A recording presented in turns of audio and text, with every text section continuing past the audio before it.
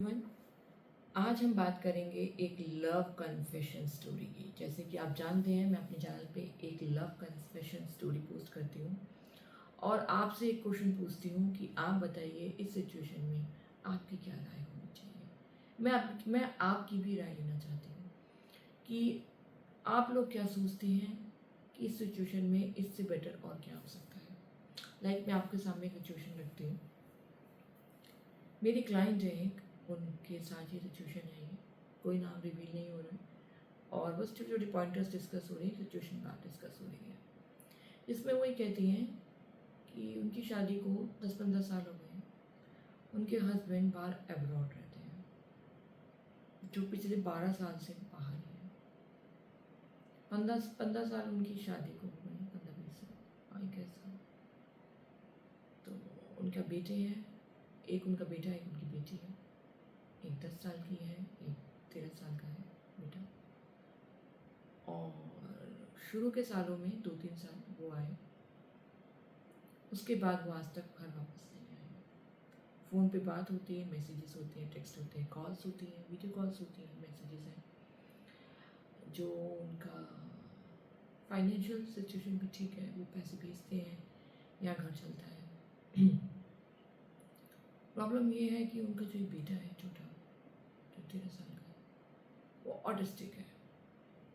उसको ज़्यादा सपोर्ट की ज़रूरत है, मेंटली, फिजिकली भी, मेंटली भी। तो उनको अपना 100% देना पड़ता है।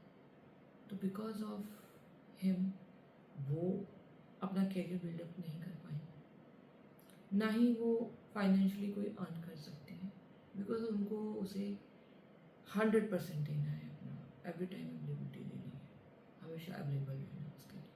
तो वो नहीं कर पाए, तो फाइनेंशियली सिर्फ अपने हस्बैंड के सपोर्ट पर ही डिपेंड करते हैं। ठीक है। दूसरी बात ये है कि 13 साल हो गए हैं, वो वापस नहीं आए, उनके बीच कोई इमोशनल बॉन्ड नहीं है, कोई फिजिकल बॉन्ड नहीं है, कोई मेंटल बॉन्ड नहीं है। धीरे धीरे सब खत्म हो गया है, बस फॉर्मेलिटीज़ के लिए बच्चों से बात हो जाती है, बीवी से बात हो जाती है। अब सिचुएशन ये है कि मैम जहाँ भी अपने बच्चे की थेरेपी के लिए जाती थी, वहाँ पर उनको एक पेरेंट मिलता है और वो उनसे अब थोड़ा सा कनेक्शन फील कर रही है। उनके साथ भी सेम सिचुएशन है, उनकी वाइफ नहीं है और यहाँ पे इनके हस्बैंड नहीं है। जो दोनों की जो सिचुएशन है वो ऐसी ही है कि दोनों को अब दूसरे का कंपेनियन अच्छा लगने लग गया है और टाइम स्पेंड करना, बात करना अच्छा लगने लग गया है। और बेसिकली दोनों वो रोज़ मिलते भी हैं, बिकॉज थेरेपी के लिए वो दोनों आते हैं। वो अपने बेटे को लेके आते हैं, ये अपने बेटे को लेके आते हैं। अब सिचुएशन ये बनती है कि जो 13 साल से उनके हस्बैंड बाहर हैं, उनके साथ इनका कोई बॉन्ड नहीं है, तो ये marriage astrological point of view से तो एग्जिस्ट नहीं करती है। बट जो रिश्ते सामाजिक हैं वो है। तो मुझसे कंसल्टेंसी ये लेनी है कि मैम मुझे अब क्या करना चाहिए, इस रिश्ते में आगे बढ़ना चाहिए, हस्बैंड से बात करनी चाहिए, या सब कुछ जैसे चल रहा है चलते रहना चाहिए। देखिए, तो मैंने उनको गाइड किया कि मैम देखिए, पहले आप अपने हस्बैंड से बात कीजिए कि क्या ये ऐसे ही रहने वाला है, हम ऐसे ही रहेंगे, मैं इंडिया में आप बाहर, और कभी वापस आएंगे या नहीं आएंगे। अगर नहीं आएंगे तो सर आप डिवोर्स ले लीजिए और जो बच्चों की जो बनती है मेंटेनेंस आप वो प्रोवाइड कीजिए। दूसरा, आपका एक रिलेशनशिप क्लोज हुआ तो आप सेकेंड रिलेशनशिप में आइए, कि आप जिनसे आप अभी आप मिल रहे हैं, बातचीत चल रही है, उनके साथ क्या अपना फ्यूचर देखते हैं।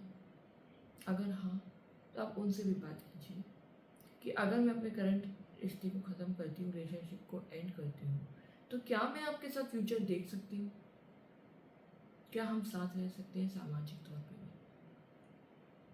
तो आप उनसे भी बात कीजिए, उसके बाद ही कोई डिसीजन लीजिए। इमोशनली जब आप इन्वॉल्व हो जाते हैं तो वहाँ से निकलना थोड़ा सा मुश्किल हो जाता है। इसलिए अभी आप इमोशनली ज़्यादा इन्वॉल्व मत होइए उनके साथ, उन्हें जानने की कोशिश कीजिए अपने आप को भी समय दीजिए और उनसे बात कीजिए कि अगर हम लोग आगे फ्यूचर देखते भी हैं तो हमारे पास 2 ऑटिस्टिक चाइल्ड हो जाएंगे, एक खुद मैम का और एक सर का जो वहाँ पे आते हैं, तो क्या हम उन्हें मैनेज कर पाएंगे?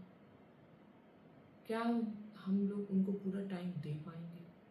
और कहीं इन बिटवीन हमारा रिश्ता फिर से ना खराब हो जाए, हम एक दूसरे को टाइम ना दे पाए, तो इस रिश्ते में पढ़ने का कोई मतलब नहीं बनता कि अगर हम टाइम ना दे पाए तो। यही मेरा सजेशन है। आप प्लीज़ कमेंट कीजिए और बताइए कि आप क्या सोचते हैं। खुद पे भरोसा रखिए। Okay, thank you.